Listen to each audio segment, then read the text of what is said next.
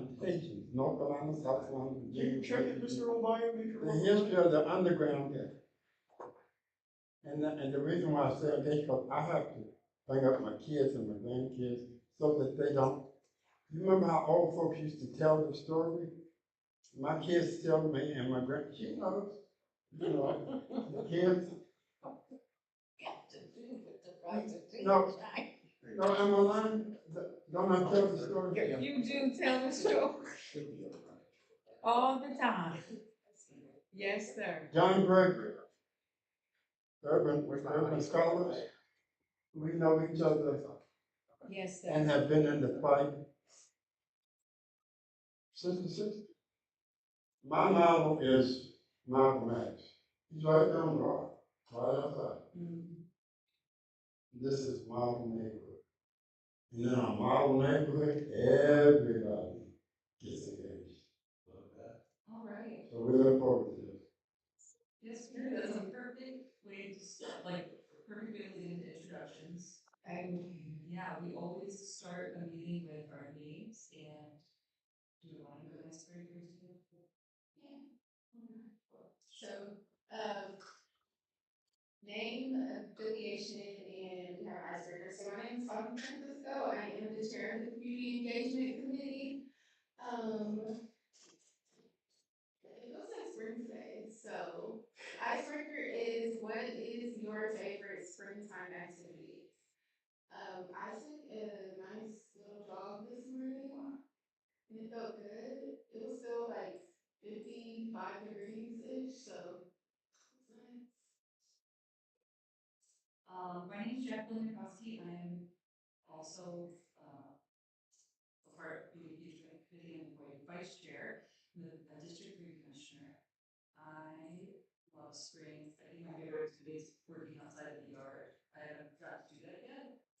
We might move soon, so most of our energy and focus has been on planning house stuff. We will in the same neighborhood, don't you worry. My name is Danny Roper. I am District 3.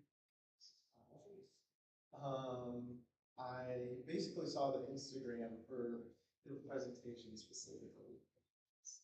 It really piqued my interest. So, as far as activities go, I do run, but I would say I prefer golfing to that. So, I haven't got out yet this year, but try to get out. Good evening, everyone. Dana Dorsey, Program Manager with Partners Achieving Community Transformation, or PACT. My favorite spring activities, probably walking the dog, and the new one is baseball. And I recently discovered I can do both at the same time in my neighborhood. Does the dog have to walk? No. Because so walking around my neighborhood, I've caught like a couple softball games, like the Bexley girl. So yeah. Okay, I'll take it away. Hi, my name is Marlene Henser Humphrey, and At large. I'm an at-large commissioner, and my niece knows what I am. I do not. I just show up. But my favorite springtime activity would be kind of cleaning out the closet, putting up winter stuff, and just going outside and just sitting on the porch and just letting the air, the breeze, the sun kiss me. I like to be kissed by the sun. So I would have to say just sitting, taking it all in. And if I got a good book to read, that's it.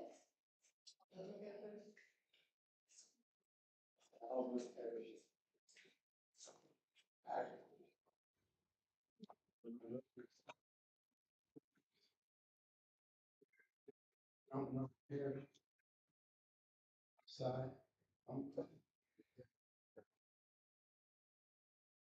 At least we all do now.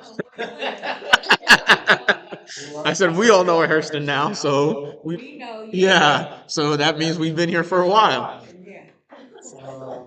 What I do on work. The first week in April, I normally try to have my yard together, because that's the first night. Program. That's what I do. Introduction, their favorite spring activity. That's it that way.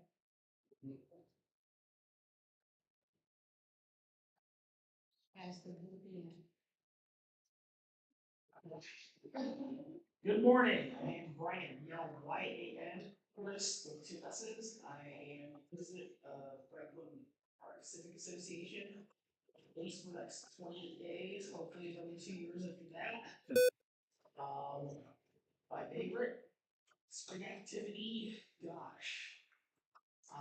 Not being at home, but this weekend, hopefully all of us will be watching America's team, the University of Michigan, and the national championship on Monday night, just 3 hours west in Indianapolis.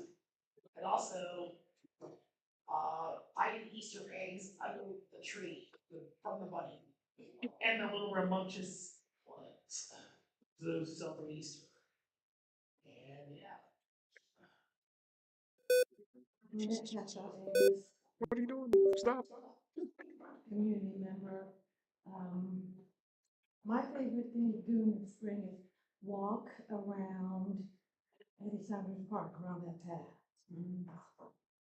I have some friends that live around the corner, and she has 2 daughters, and we get together and walk and catch up, and I finally get to get some exercise. That's my excuse. It's been cold, so I can't go, or it's been raining, so I'm looking forward to that.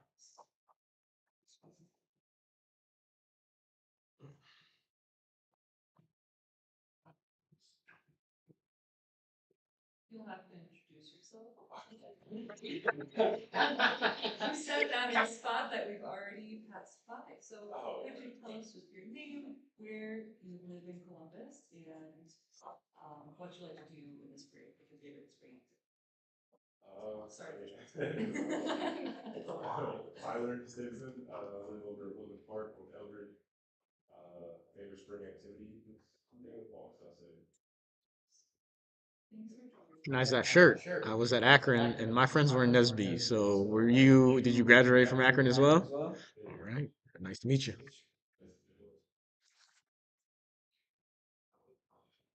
Anwar Watson, I am Shepherd District 2.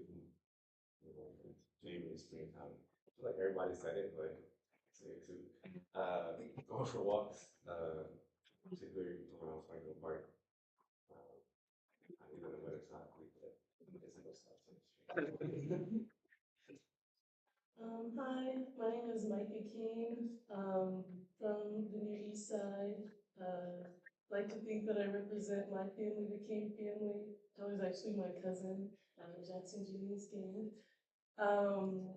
My favorite springtime activity, we have a tradition on Mother's Day to go and like plant flowers for my mom and do landscaping, so that's something I enjoy on top of working with them. Some landscaping. I'll keep that in mind. Afternoon. My name is Sharif Benson, Commissioner for District 4, Vice Chair of Planning. Favorite springtime activity is probably spring cleaning because it really, really needs to get done. Other than that, being outside and enjoying the weather.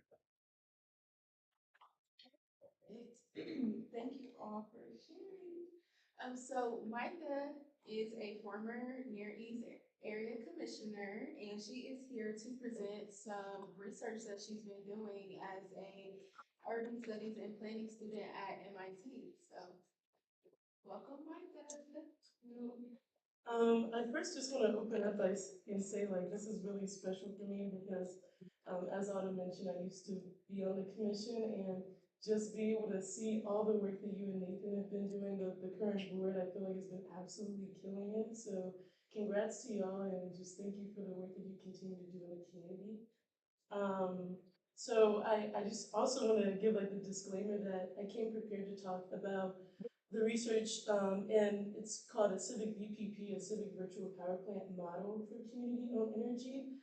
And I want to spend most of my time today talking about the implementation and scoping of pilot in the South Bronx, and sharing the toolkit that the neighborhood could use to further develop its scope 1 year. But I just want to say that there's a ton of people doing work in this space in Columbus. I've been like in Cambridge the last 2 years, so hopefully I can come back and like have a better understanding of who's the coalition behind it here, um, as well as do like a deeper dive in this context. But I do have some policy insights. So I'll just start by saying that when I started my graduate program at MIT, I was really interested in the circular economy work. That's what I do with my sister, like recycling and textile recycling specifically. But I got into energy because one, data centers are being built everywhere, which is increasing the like energy burden, energy demand on the grid. And it wasn't until I took a course at MIT called Urban Energy Intersections, where we had basically the director of basically, gosh, New York Public Utilities Commission like speak to us, and he was completely spooked. He was so terrified about not only the future of energy production, but also energy costs for low-income communities.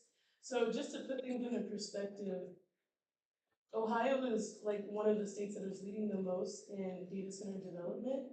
So that is something that y'all like we need to continue to push against.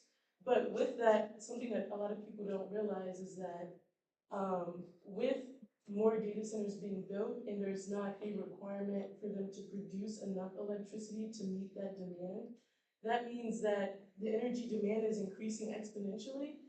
And ratepayers like you and I are going to be the ones that have to foot the bill, and energy costs are going to continue to get more and more expensive to the point where, like, within 3 to 5 years, this is like not accounting for any crazy like global catastrophes or wars or all the stuff that's going on right now. But just from like a internal development of data centers perspective, within the next 3 to 5 years, you can expect your energy bills to more than double. So it's really, really scary. And the work is urgent and important. So today I'm going to talk about a model that my faculty, Phil Thompson, he was previous deputy mayor of New York. Civic VPP or Civic Virtual Power Plant is his like model that me and my classmates kind of refined. He created an operating model for it. But just to give some like baseline, sorry. And I'm gonna skip a lot of these slides. And I can, as you do that, I can just speak to, so virtual power plant, or you're gonna hear me say VPP a lot. You can go next. You can go next. Next. Next. All right, keep on going. No, you're good. Just all the people. Okay, here. This is a good place to start. So virtual power plant. Do you know what a power plant is? Everyone knows what a power plant is, I have right? an idea, probably not what it actually is, but close enough. So a power plant, if you can think of AEP, they have a site where they produce electricity. Sometimes they're gas powered plants that create electricity really fast. But what a virtual power plant is, it takes that traditional big public utility, or not even public, private utility model and decentralizes energy production. So think of a virtual power plant as like a bunch of homes with rooftop solar panels connecting into one like central, basically one central system. So it provides distributed energy rather than just having one site of energy production and basically selling it to ratepayers. So virtual power plant, just see it as a technical system that brings together different energy sources. So next slide. Yeah, so what civic VPPs are, and my theory is that my faculty call this civic VPP because it's pretty and not as maybe political as community owned. But I think the best way to think about it, a civic VPP is a community owned virtual power plant. So the community owns and operates this virtual power plant, and it does not require an AEP or a big utility monopoly. So you're gonna hear me throw a lot of shade to AEP in this presentation because if you ask me, they're a dying company, they're a dying model. All these investor-owned utility companies that they have to show quarterly earnings and increase in quarterly earnings. So they're not incentivized to actually reduce your energy cost at all. And they will basically just charge you as much as they can that's legally allowed. So now, since you don't have to focus on building, well, first of all, building new power plants is actually really hard these days, but things like solar panels and other distributed energy resources that exist today are much cheaper to build. So you actually don't have to rely on them as much, but you see that a lot of policy that's being passed is centering AEP to be the one to install your solar to get you to do these services just so they can stay relevant and they can still, share to have ratepayers in their system. So you're thinking of the future of renewable energy. If you don't take anything from this presentation, just think about imagining a energy provider that actually doesn't have them at the table at all. So let's imagine a future without them completely. So next slide. So just to give some more context, we partner with South Bronx Unite, which is a community-based organization in the South Bronx. If you're not familiar with the South Bronx, they experienced historic, terrible disinvestment. They had, if you're familiar with the documentary Decade of Fire, the Bronx fires that happened through the 80s, there's a lot to be said there. But these are some of the community priorities in working with that organization. Because they're right next to a highway, they have the most polluted air in New York. The housing stock, most of it is public housing, but outside of that, the housing stock is not in the best quality. There's a pretty high unemployment rate, as well as the community really wants more climate resilience initiatives for emergency response. So if there's blackouts and things like that, the community has some support. So next slide. There we go. I'm going to try to get through, and we can skip these. I'm not going to go into the Bronx really specifically, but we did a whole study of basically their needs before getting into this work, because oftentimes people think of energy and they say, okay, well, let me look at what people are historically paying, but you can't look at energy in itself in a silo because there's all these other community issues that energy touches. So that was like our baseline, analysis to get us acquainted with the neighborhood. So this is the Civic VPP model. Like I said, the Civic VPP model is the best way to think about it is a community-owned utility company. So, and maybe I'll hop in front here. It's just easier for me to speak to it. But like I mentioned, virtual power plant is the technology that brings all of these, and everyone's, let's just say for the purpose of this presentation, let's say everyone has a solar panel or a solar array on their house.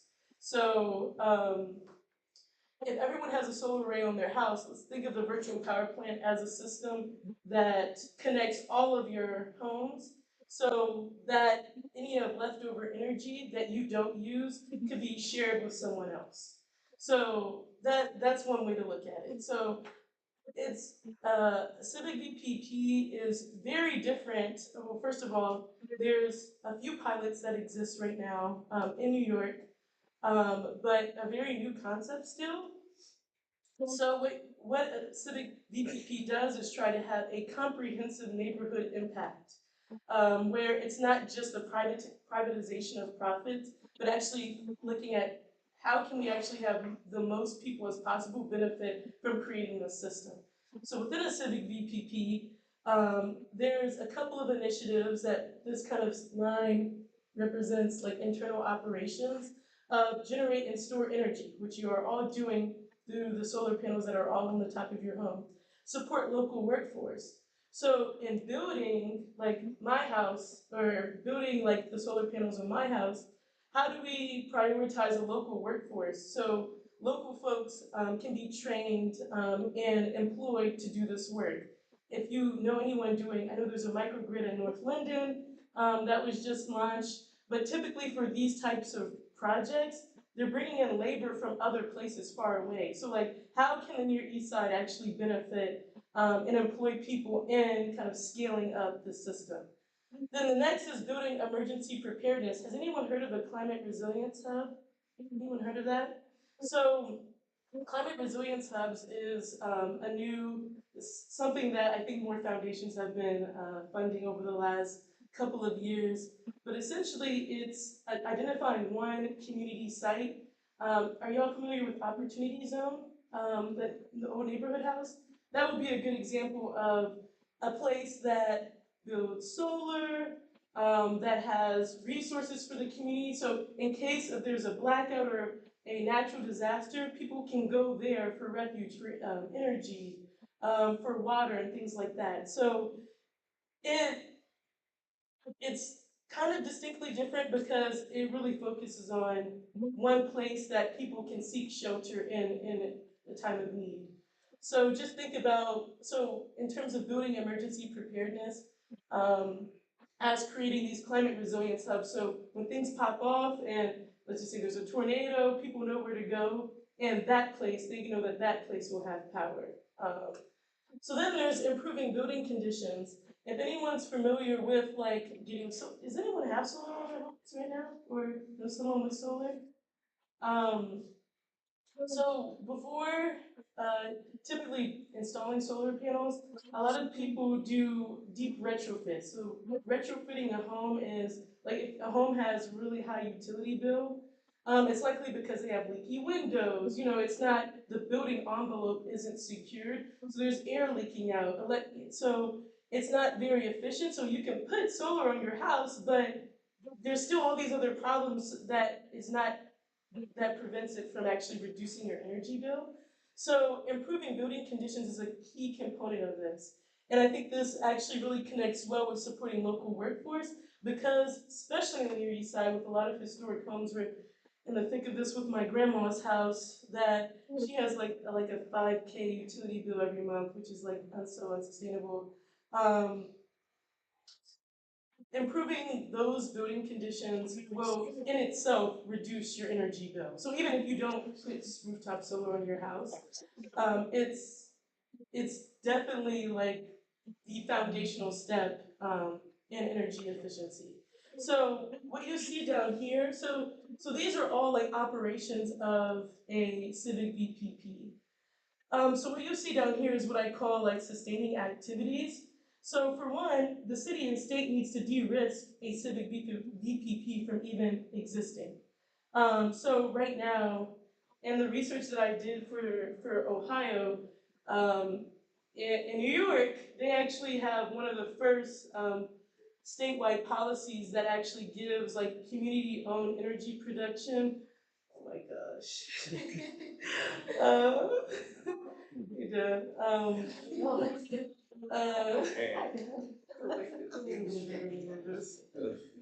so in New York, they passed a bill 2 years ago that actually allows for community-owned and operated distributed, they call them DERs, distributed energy resources. That's what they would call like your solar panel on top of your house, a DER. Yeah, it sounds really goofy. So they have it so us, we can actually go to the market, the energy market. So maybe let me take a step back. AEP makes a lot of money through the trading of energy and buying and selling of energy. So there's these energy markets that only the big energy monopolies had access to buy and sell energy. What the state of New York did is said, hey, anyone who creates enough energy can sell directly in these energy markets. So this is a huge market that no one has been able to actually tap into because these electricity utility monopolies are the only ones who actually had access. And that is changing. So New York is really leading that change, which made it really timely for us to work on this in New York. So there's a lot to be said about city and state de-risking, but for example, in Ohio, the only way, no one has access to the electricity markets, just the big energy monopolies. So that's one big barrier.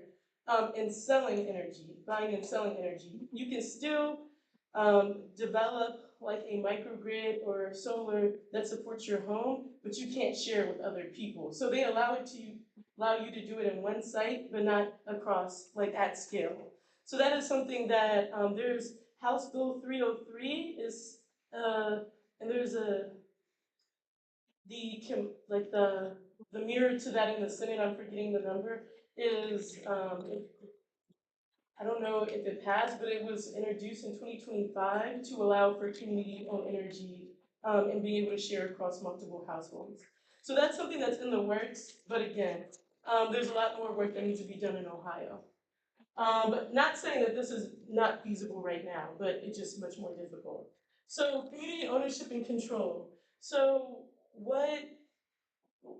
there's a lot of kind of discussion about should the city take this on? How about instead of doing a privately owned utility like AEP, what if the city builds like a public utility?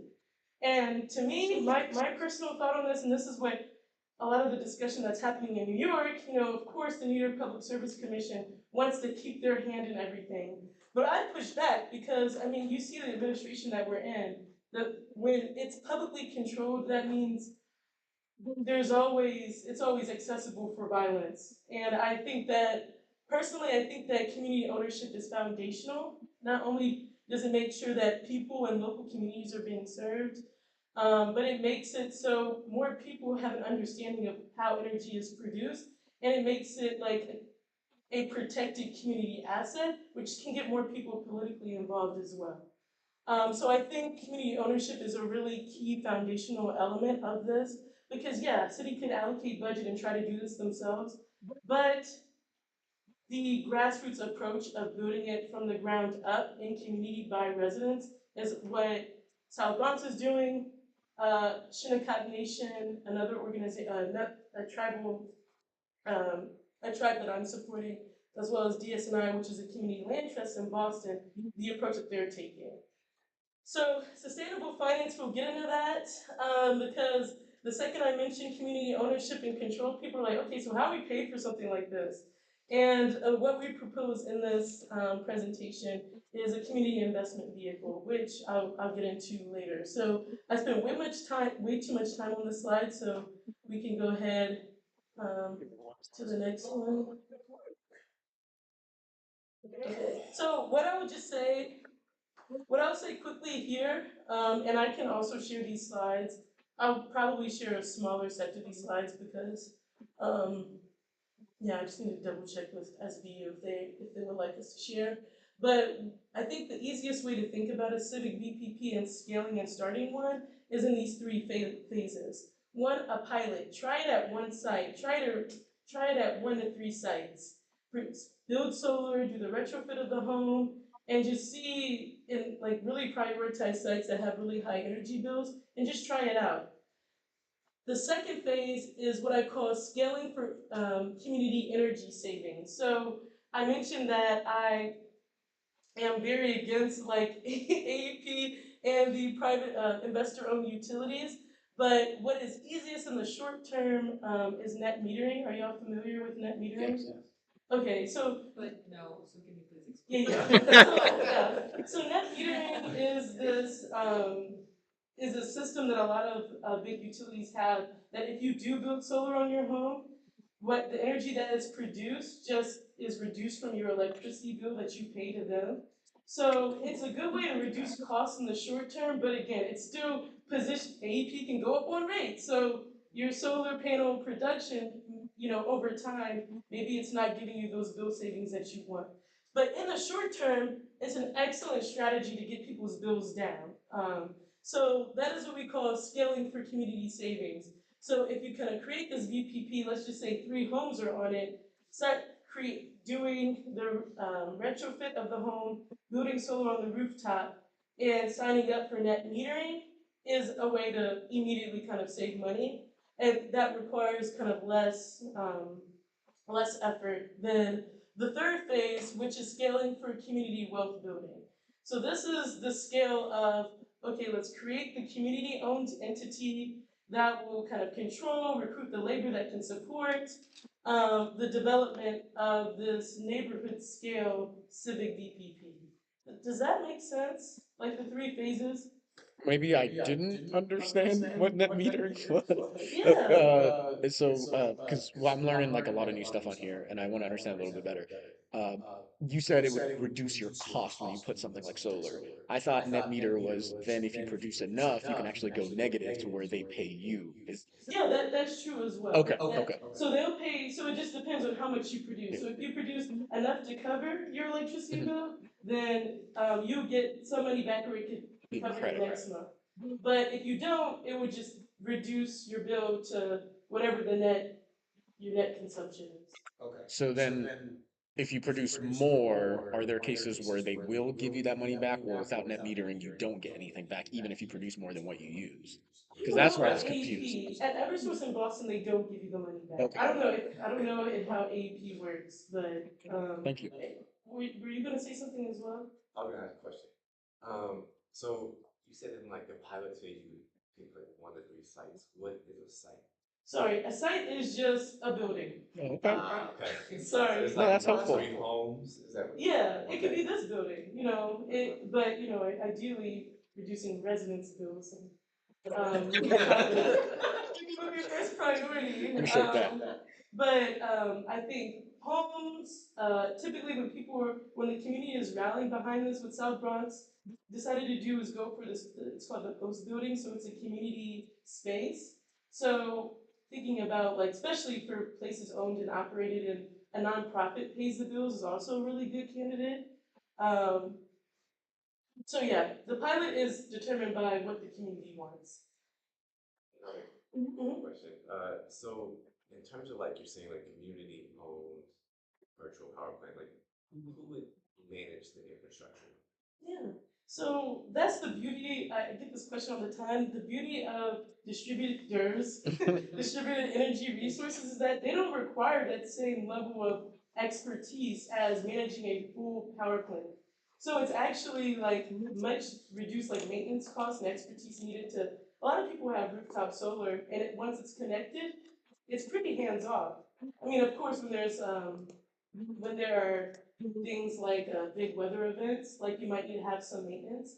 But for the most part, interconnecting, once a lot of the solar array is connected, the VPP is connected, you need to have somebody maintaining and having a full view of it.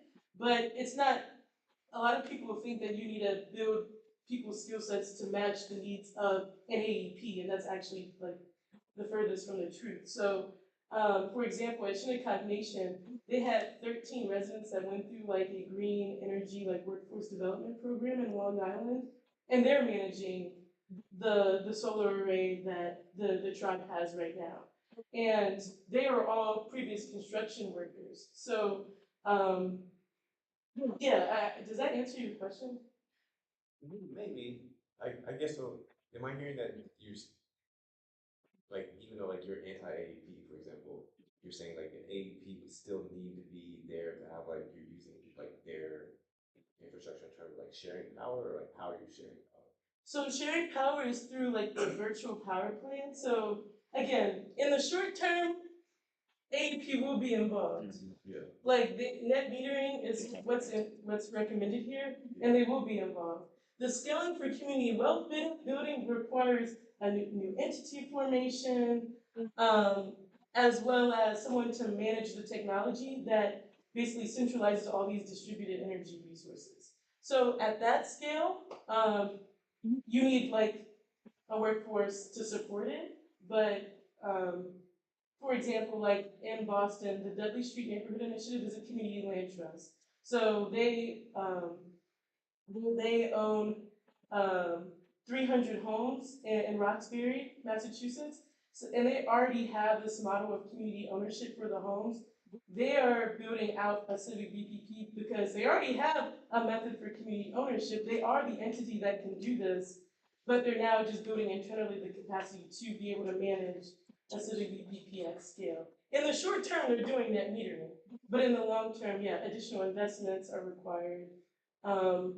And someone who can actually manage the technology. But that's all circular investment from the people with, like, if you're lucky enough to have a neighborhood where there are folks that can, like, learn this, that would all come back into that neighborhood, is what you're saying. Or that's the idea. Yeah, Okay. the whole idea is empowering the local workforce to support it. So if me and my two neighbors, we both have solar panels, we want to have like an energy exchange, and maybe we include two neighbors who don't have solar panels. Like, how do our houses electricity get connected? Yeah, so right now in Ohio, you can't do it. You actually can't share. In Boston, other states, you can have community solar programs, like in Boston is very common.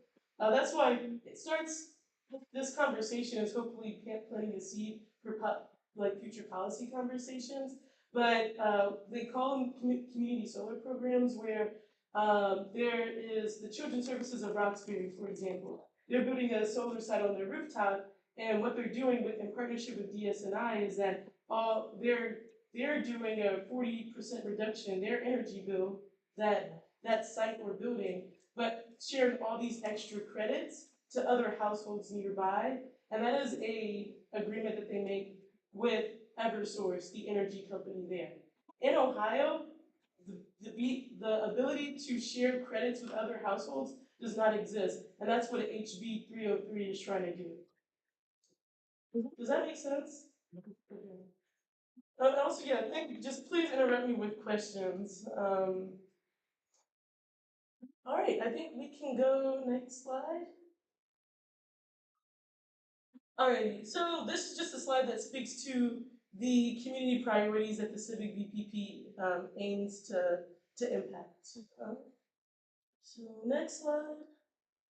All right, so people were asking, like, what is VPP? Again, I'll share these slides, and because I don't want to get too much in the weeds, because I do that sometimes, but just see this as an aggregator, right? Connecting to multiple homes. You see some places have solar power and on-site battery storage, we'll talk about a little later, and they're all basically aggregating into this one computer that says, okay, this home didn't make enough, let's send all this excess energy there. So it's a way to load balance against all these households so everyone can have enough energy.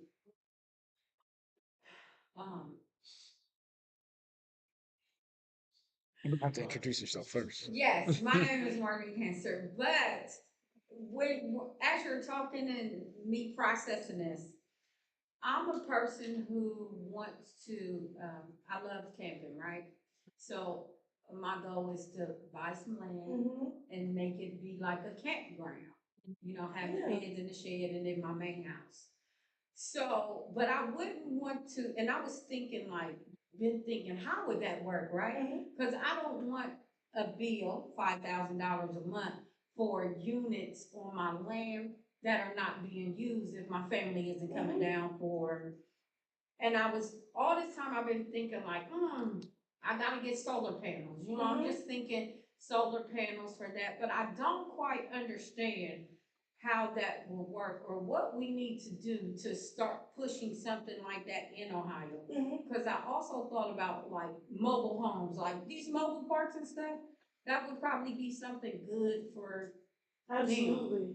And that was just me thinking on a smaller scale, because I do not understand how it works the way you're saying.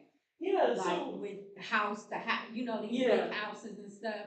I don't understand on that scale. So for your case of wanting to buy a home like a remote part of Ohio, you don't, because the current policy in the state of Ohio, it allows you to build a solar panel and power only your home. What it's not allowed is sharing it with other sites. So you're able to do that today if you wanted to, but you just have to make sure that you're producing enough for your own use. So from a policy perspective, nothing is stopping you from building a solar array in the land that you buy and powering your own home. You would have to, of course, make the connection and making sure battery storage would be great for you to make sure you can store power when you need it. But there's nothing stopping you from a Okay. policy perspective from doing that. It's just a money thing. Right. But that's a good question. Thank you. Does this change the math on how individual homes, like the approach to solar panels on them is done? What I mean by that is, like, we had someone out to look at our house, see if solar panels would be a good idea. Basically, they're like, there's a big tree there. It's not gonna be worth it for your energy costs, but if you have a community, is it worth it to put more panels on more houses because you're distributing and sharing, even though they're not? Like, yeah, from a financial standpoint, was it worth it for us to insure? Would it make houses like that? Or disbelief. Yeah. Yeah, so like I said, in Ohio, they don't allow community solar programs like what you just eventually, described. Yeah, so. Yeah, so you can, like, there's southern facing lots are best for solar. If you're in a wooded area, like you said, there's not every house can have solar on site, so that's why community solar is really important. I'm sorry, I just want to understand the math question.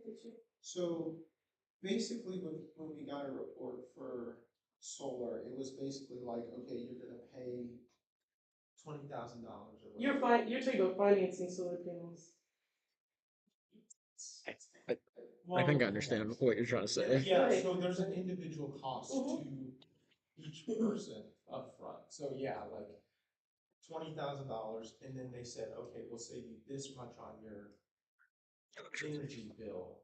And then they give you like a graph and it says, this will be worth your money in 10 years, 20 years, 30 years, 40 years, 50 years. Okay.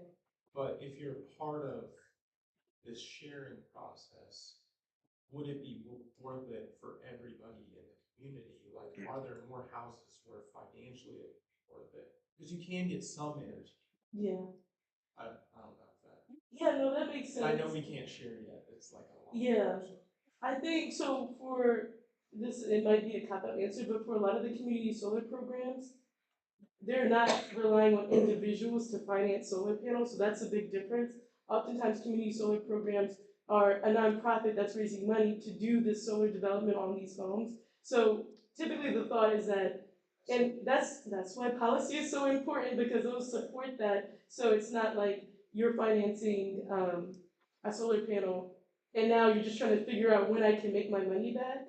So it absolutely does change that amortization table of the energy savings you have over time. But it's, yeah, in terms of like distributing over multiple households, the thought is that you'll be able to meet your own energy demand first with only excess going to other homes in the future state. So I don't think it would make it extend the amount of time for you to recoup your investment, whatever that may be, if that answers your question. I think what really answered the question was that you would be working with like a non-profit entity. And so they would be, in theory, picking the right buildings in your community, put the solar panels on. Yeah, with consensus of community members, but yeah, exactly. Yeah. It really aims to reduce the amount of personal investment each person has to make. So that makes the math work out a little bit easier. Yeah. And some community solar programs is like a hybrid model, like you pay something, sometimes they pay a membership, they ask you to pay a membership fee, but it's, for the most part, a lot of community solar programs are not asking you to pay for the finance the solar panels outright, which a lot of the people you get random emails from are trying to get you to finance the solar panel. So I would not recommend that at all. But next slide. Okay, we can get through virtual power plants. I'll share this, like I said, I'll share this deck. These are just some of the different providers of them. Keep going, sorry. Yeah. So yeah, we can skip this as well. Let's go to the next chapter. If Okay. that's okay. Perfect. Okay. Yeah. So this chapter is around generating and storing energy. So I've been talking a lot about. Actually, go next slide. I've been talking about a lot of like solar, but there's a lot of different renewable energy sources that you can connect via Civic VPP or virtual power plant. So we talked about solar, but something that I'm working with DSNI in Boston, the winters are terrible. So they're looking at geothermal. So geothermal is a way to, it's not impacting your electricity bill, but your gas bill in terms of what you're paying for heating. There's a lot of really cool, new, innovative things like district heating. What New York is looking at is like all the waste subway heat, being able to distribute that to provide heat to people's homes. Then there's also small scale wind. Big wind farms, I think it's a terrible land use. So I actually am personally against them. But for example, Shinnecock Nation, it's right on the water. And like small scale wind turbines actually really work well for them. Maybe, and I think there's some places in Columbus where they can work, but just know that a VPP is a model that can connect various different energy resources, not even just solar. Okay, next. We can keep on going. So yeah, these are South Bronx specific slides, so we can actually go to the next chapter if that's okay. All right, so building for emergency preparedness, next slide. Um, I already talked about, next slide, the climate resilience hub. So they're a place, if we're taking opportunity zone as a example, so that will like to just imagine what making that space a climate resiliency hub could look like. It could be deep retrofitting the building to make sure that their energy costs are not super high, like the energy use is as small as possible. They have a massive roof, so doing solar development there, excellent candidate to be an anchor point in a community solar program. But they also have on-site batteries, as well as some have like emergency water systems, as well as like food and other resources. So I just want to just say that climate resiliency hubs and building emergency preparedness are supposed to be designed to respond to climate emergencies in a neighborhood, whatever that neighborhood requires. So, next. You can keep on going to the next chapter. Okay. Next is improving building conditions. So we did a series of 5 community engagement sessions with folks in the South Bronx. And the big thing that we were dealing with is, like I said, majority of the housing in the South Bronx is NYCHA housing, so New York, like public housing.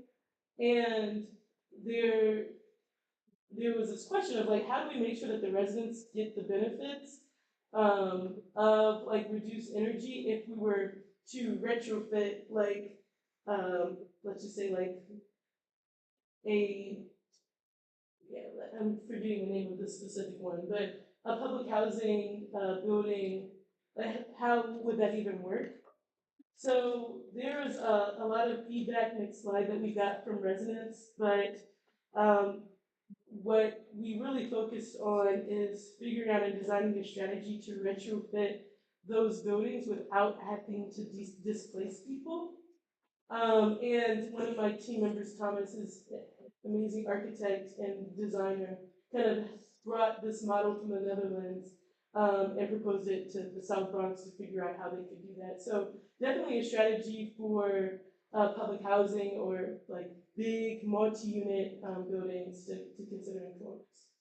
And I think I'm picking this up from some pictures. When you say retrofit, you're not talking about energy generation. You're actually talking about energy savings and efficiency to lower the Yeah. amount that they use. Okay. Yeah, replacing windows, new installation, swapping out appliances, electric heat pumps, things like that. Alrighty, now we can go to the next chapter. Oh, next chapter. All right, so next, is supporting local workforce. Maybe we don't have to spend much time here either.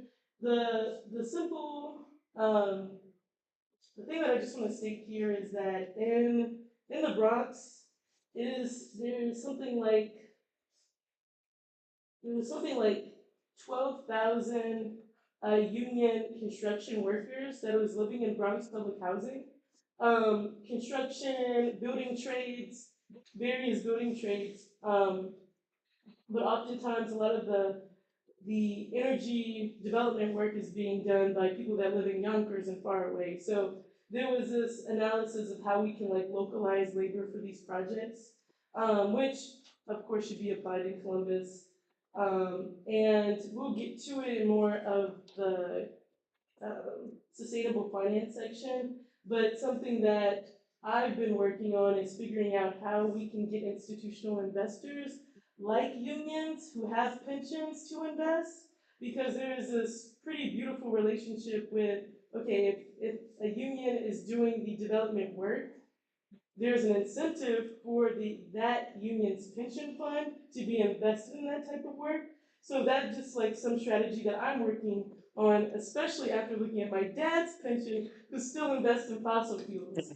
So there's a so that is like more of a strategic approach that I think that can be had, but I think a lot of institutional investors, they're slow. So it takes them some time to get acquainted with these types of models, especially when you're talking about community models. I get it. Um, yeah, Circular investment happening right there.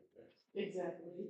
Um, so we talked to some folks from Sandy Build It Back who worked in getting union labor to support a rebuild effort there. And it was a really awesome case to look at, but maybe for the sake of time, I think, yeah, we can go to the next chapter. All right. Yes. And that's the beautiful thing about working on this is that actually an alum of my program is she, and during his campaign, she was Zoran's policy advisor. So we were basically creating energy policy for his administration to take on. But like, I think I would want to say here, like, it's really important to be putting pressure on people running for office to make sure that one, that they're not getting donations from AEP. That might be a hot topic, but again, having a mayor and local leadership really bought into this is absolutely critical. Next slide. So these are like federal policies that are relevant. I have another slide that has some of the like the other two Ohio state level policies. But again, like this is something that I hope to refine a little bit more for the Ohio context. We can skip it, but I pretty much covered like what's possible. So actually go back. Okay. So in terms of how do we get cities involved without them controlling it, this is what we're proposing. Institutional backing, supporting the anchor sites or first buildings in the pilot, seed funding. So we know the city has that. That could help in the investment and offsetting those infrastructure costs. The technical risks, so bringing in their experts around utilities, as well as being a good mediator between the utilities. Con Edison, we actually pulled in the city a couple of times with conversations with utilities, so I think that's really important. And then also these community protections. So when a civic VPP is kind of scaling up from 0 to 1, it's really important that folks that are kind of buying in, community members, have those baseline protections, so they're being, protected against negligence or any other risk there. So you can go next. We can go to the next chapter. Okay, can you go back actually? So this is what I was talking about of like that de-risking trifecta. So historically, there was like the Knights of Labor, there was this thing that happened like in the like 40s, 50s, where a lot of the unions actually became, they were really supportive of cooperatives, cooperatively owned business, community owned businesses before, but because a lot of cooperatives were black, black led, that's when you kind of see a lot of unions actually not support cooperatives, like in the 60s. So there's a lot of relationship repair that needs to be done here. But I do think that in terms of, we know that this energy transition needs to happen. It's inevitable. It's a matter of when. But getting city and state governments, labor unions, and resident community organizations together, I think is going to be truly the way that a civic VPP can scale across the United States. Labor unions not only providing labor, but also if we can actually engage them as an institutional investor of a civic VPP, and then in the future, if Ohio can build towards the same policy as New York, where you have direct market access and can sell energy back to the grid, there's a clear money-making opportunity there. So considering that there's some investments that only have like a 3% return, this is something in their wheelhouse, that fits their investment ethos if they're open to it. Okay, next. All right, we talked about community ownership and control. So I feel like this is probably the most straightforward part, but I will say that another thing that is hard about Ohio is that Columbus, there's no community land trust, no community controlled community land trust. There are land trusts that the city owns, but in terms of residents having voting power, that does not exist in Columbus. It exists in Boston. That is why we're partnering with the Greater Boston Land Trust Network to help the community land trust scale a civic VPP. Because again, they already have that community ownership piece. They already have those entities built out. They can easily kind of like expand from just land ownership to energy infrastructure if they can build out that internal capacity. Alrighty. Yeah, so this actually might be relevant here. CDCs, I talked about community land trust. CDCs are maybe, I don't know how a lot of folks feel about some of the ones in Columbus, but they're also a good entity to work under and thinking about scaling this. Again, they don't typically have community, like resident voting power, so that's why I'm a little iffy, but thinking about who's that community organization, either a nonprofit, a land trust, a CDC that would be best to take this forward and willing to do it is really critical. So next. Alrighty, so this is more of our community engagement that you can go. And every one of these chapters, we gave a description and we gave a strategy for each of the scales that I mentioned: pilot, scale for community energy savings, and scale for community wealth. That's why there's so many slides. But yeah, sustainable finance, because everybody wants to know about the money. Next. So there's a couple of different options. So is anyone familiar with the community investment vehicle? Okay, so I'll just give a brief overview. So CIVs are basically brings in resident capital, like from residents, from various different sources, and maybe the next slide would be best to actually describe this. So it brings together like a capital stack that isn't just investor owned, people are just trying to make the most money as possible. It brings together grants and public incentives, community notes, so allowing residents to invest, patient equity, friendly debt, and senior debt. These are the types of capital that can support a community investment vehicle and thus can support the creation of a civic VPP. So this is like one that I put together for the city of New York that landed pretty well, but thinking about green banks, CDFIs, those are really good sources of capital when thinking about how do we invest in something like this. Boston Ujima project is a great community investment vehicle that gives all members voting power. So that I think they're like a great standard in terms of a benchmark of what this would look like in practice. So next, we can actually go through, if you can go to a slide that says toolkit. Yeah, there we go.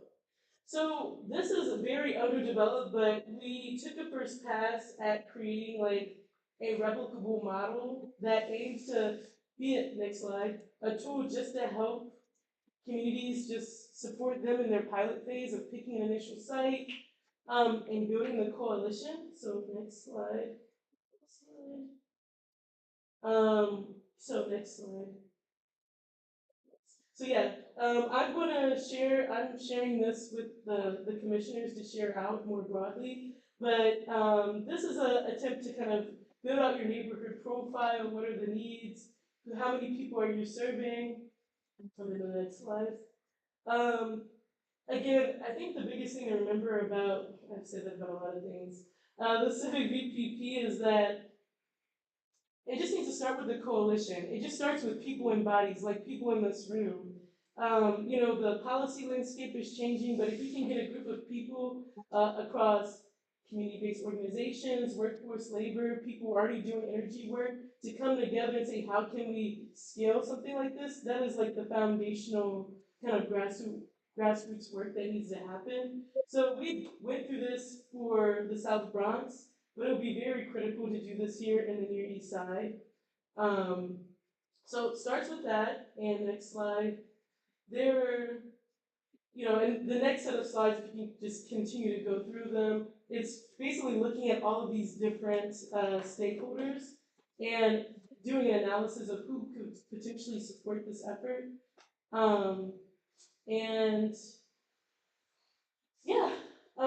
In terms of the last step of scoping the pilot, it's a matter of, next slide, just identifying what is a good site. Maybe it's a site where the community wants a climate resiliency hub, a public location that if they're completely net zero, that means a lot of people can access the space. That's why I said I've been connected with Moses, and I think Opportunity Zone is actually an excellent pilot location for solar development in a civic VPP pilot. Just because how much housing is around it. You also have like St. Dominic's nearby. And I think that's a perfect location in terms of the Near East Side. There's a lot of other ones though, as well as specific like neighborhoods and blocks. Specific blocks or homes could also be considered.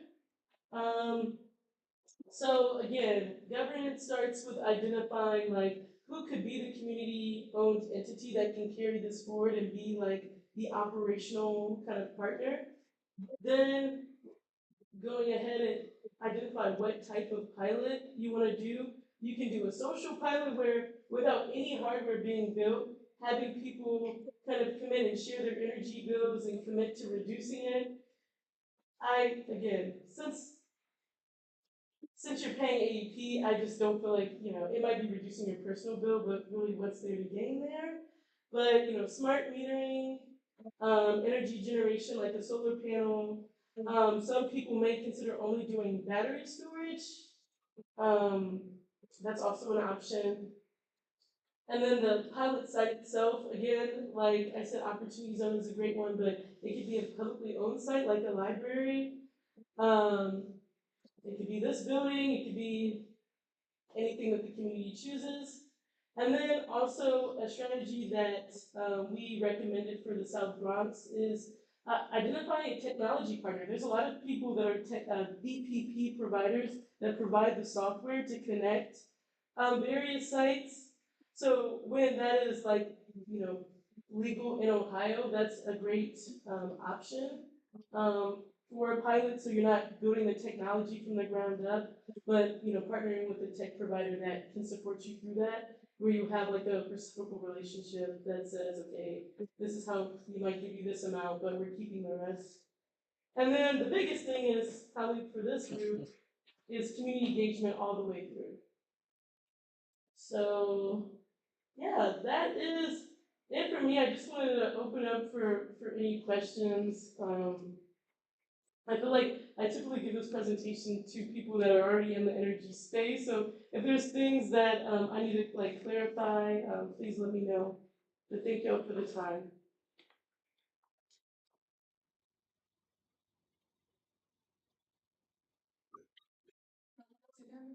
It's actually a good one, probably. Viva now? Yeah. Question. We're getting ready to do one of the biggest pieces of development probably going on all the way back to the '70s. The redevelopment of the towers, Sawyer Towers. That's going to be almost 400 units. We're going to run it down, over it down. We're going to rebuild it.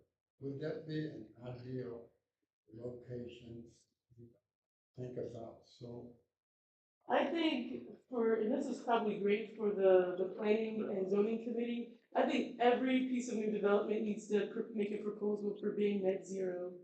So if you don't need a retrofit if you're building this new building from the ground up. it's going to actually bring it all the way down. Let's actually do In what I the want. midst of getting suggestions from the commission about input, this would be an excellent time to even bring to the forefront, because it's going to be a blank canvas, and they're asking the commission for ideas. Yeah, I mean, I would say, I'm always, as my time on the commission, private developers, it'll be, I think it's a great to answer your question. I think it's a good candidate, but I would prioritize sites where it's bringing people like residents' bills down, or it's a community space. Sometimes,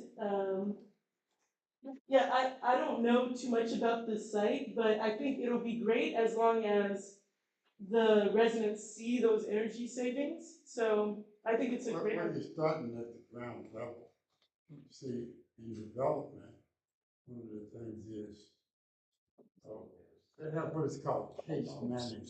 Mhm. They need to.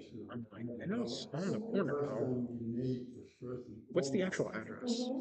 Because it's not going to come up. site, I don't know if it's going to come up as specific Sawyer Towers. It's areas called Sawyer Towers, but it's not. It's really called Sawyer Towers. So one of the things that they do in What's it investment, called right now? because Like, the investor is a retirement fund, teacher retirement. Mhm.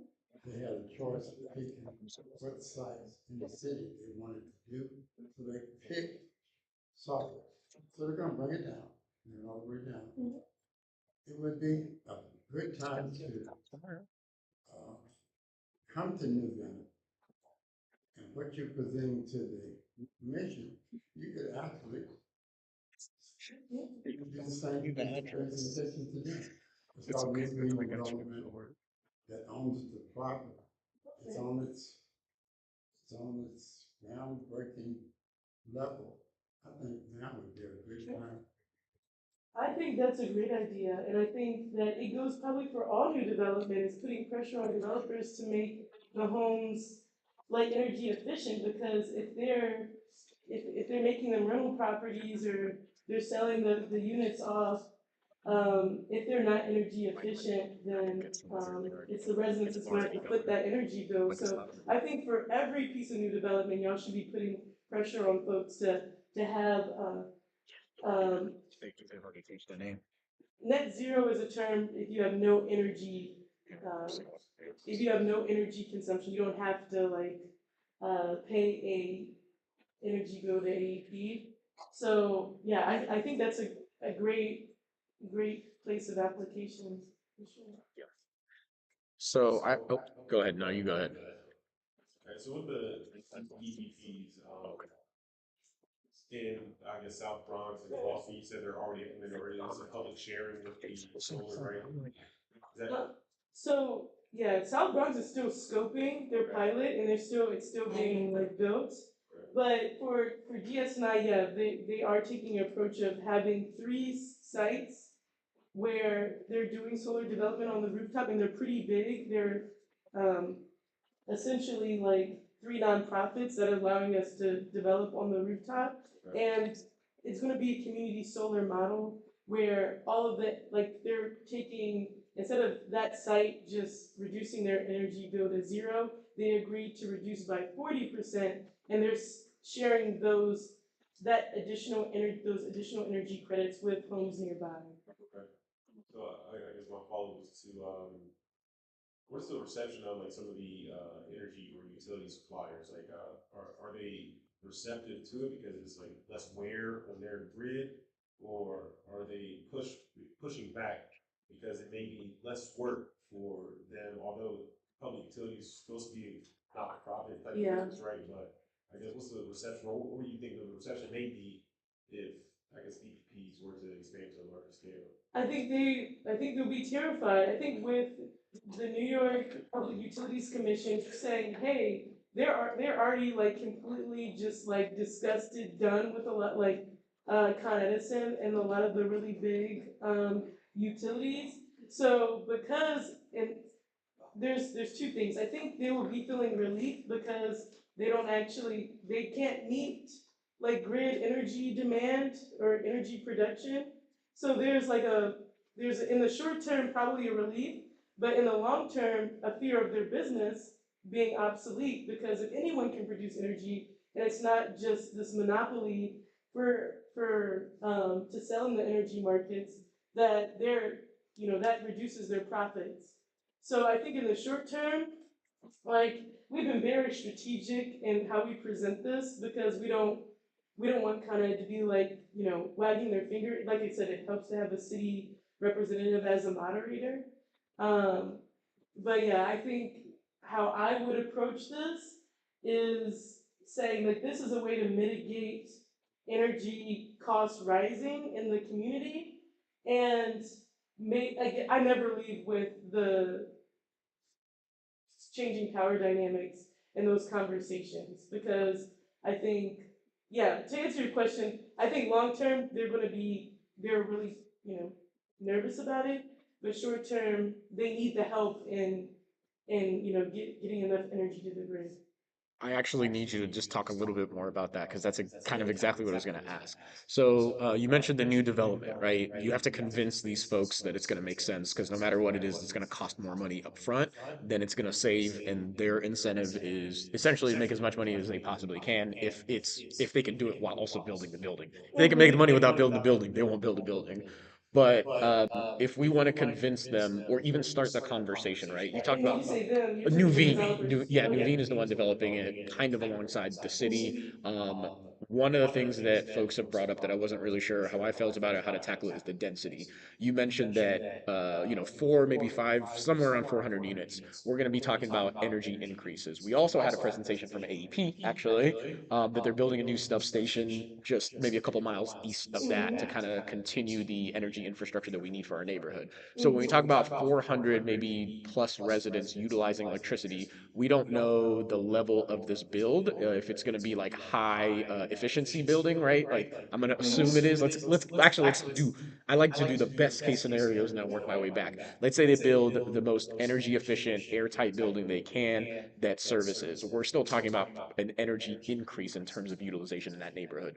Would that be the way that we want to start the conversation with Nuveen? And then you also mentioned the way to kind of bring AEP in is not to make them nervous, but to say this might help with the stability of the infrastructure you're already building and help it last a little longer in terms of maybe wear and tear. Is that how you would frame it, or do you, now that you know some of these pieces, do you feel like maybe we should frame it a little differently? Because I want to have these conversations, but I don't know as much as you do Yeah. to know where to start. To answer your first question, I think, if, you know, uh, LEED certifications, those are a good gauge for like the energy efficiency of the building. So if you have a developer saying, hey, this is like LEED certified, that's a great start. And I think that speaks to how much a person will be paying in their energy bills to begin with. In terms of what you should be saying to AEP, I think right now, like I said, in the very short term, uh, if solar is put on those developments, you're gonna wanna go to net, opt for net metering. Yeah. So it doesn't actually necessarily require anything different from an AEP's perspective, But what is going to ruffle feathers is when you talk about building a community-owned energy, like a community-owned BPP that completely bypasses them. I would save that conversation for later. I definitely feel you on that, and I think I know how I wrote that in. It's that first part to get everyone to even see the importance of doing this, because the developer is going to immediately say this is going to increase our cost. But I can make the argument based on what you said that your residents, I can't remember if it's 60 to 100% AMI. I don't think it was 100, maybe it was less than that.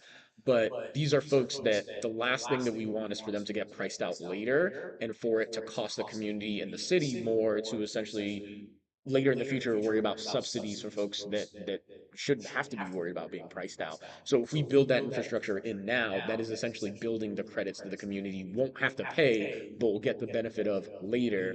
And so that might be the only argument I can make to them about like this is to your benefit because of these reasons, because they also don't want vacancy. Like, and there's nothing worse than getting vacancy because people can't afford to stay.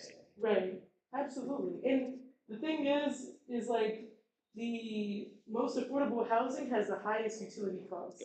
So a lot of the work that needs to be done are the the older buildings, that need some love. So I feel less concerned about it for the new development, but I think the concern is like retrofitting these older homes and buildings that are neglected. That's a harder sell, but I get you. I feel you. Yeah. So, but I think your approach is Okay, thank you. Anybody else have any questions? Impact Action is the case manager for medium maximum income that will be going into that unit. They are researching solar right now. They have part of their agenda solar. Impact Action. Do you have a name or an email for someone to reach out? If not, I'll look it up, but it would be helpful. Impact Action, they're the case manager. They initially was the case manager for Poindexter, but the politics of it all, it's all politics. And if you get in on the ground level and have someone like you to engage them, they can actually engage the developer. And then what you get is infrastructure set up with impact and or new banks, because that's $150 to $175 million project. That's really that the commission is asking for ideas right now to bring to them. And solar, everybody wants the utility, and when you're generating energy, that's going.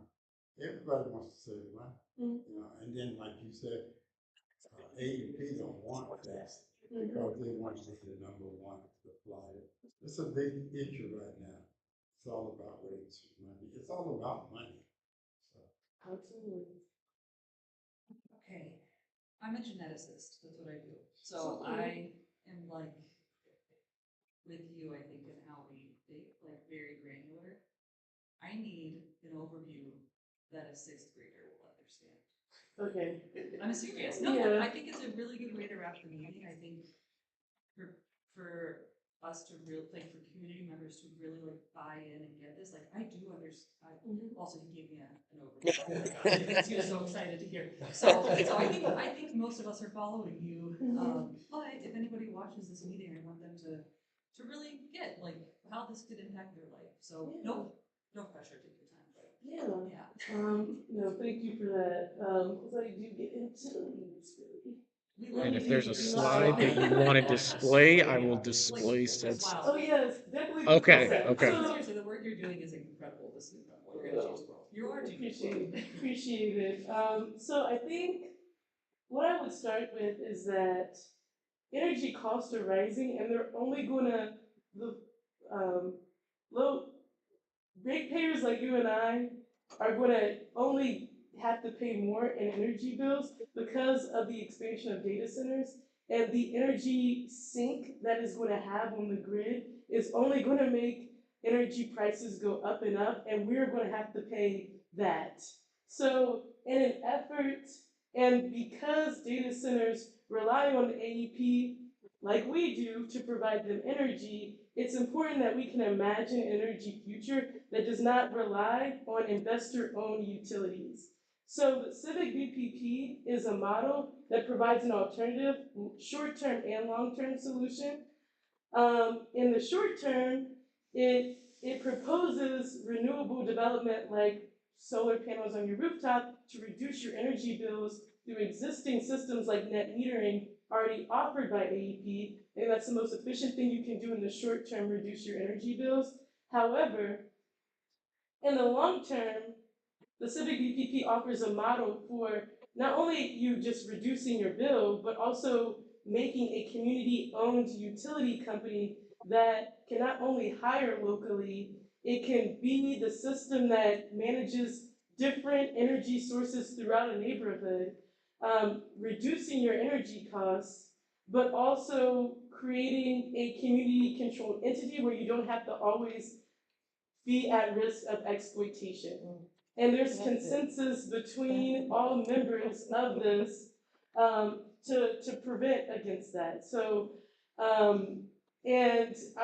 this might be a little bit off, but if we're thinking about super future, what a Civic BPP offers, again, the policy environment where Ohio's still getting to that, this is probably not sixth grader level, but I'm at a third grade level. okay. There's just one small thing I wanted to say about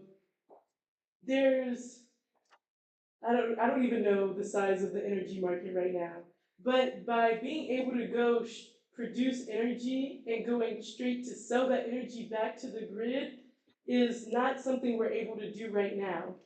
We have to go through us to AEP, and then AEP can trade on these big energy markets. So Civic BPP also builds towards direct access to sell and make money through energy as well. So that is like the future vision of Civic BPP. Short term, reducing energy costs, but long term, building community wealth. Somebody's gonna make money off of energy generation consumption. It might as well be us and not AEP. That's it. So it was a pilot, and unfortunately, we don't have the resources and whatnot to do the pilot again, but we did the pilot with the Columbus, I'm gonna butcher the name, but the Columbus Green Partnership, with like One Columbus and stuff. And so they're looking to expand and continue. Granted, I don't know exactly where they are, but yes, and my director wanted me to come like get intel on all of this. So if you're like in town for real, like I would love to have you come meet with us. Yeah. I mean, I'm not promising we don't have, I'm not promising a thing, but I mean, this very interesting. So, amazing organization, like someone already doing like solar development. I think y'all would be like the work you're doing would be huge. I would love to connect more about it. Ask a question and not if people can leave, we can close it out if we need to, please. So I don't Well, just ask the person. Any more questions for Michael? Oh. Thank you so much for being here. Yeah, no, thank you. No. I appreciate it. This was Super helpful. It's been a long time, very cool. Should be Motion to adjourn. Well, you don't have to do a motion for CC though. We should just adjourn if we can. All right, we will adjourn. It is 8:04. for these.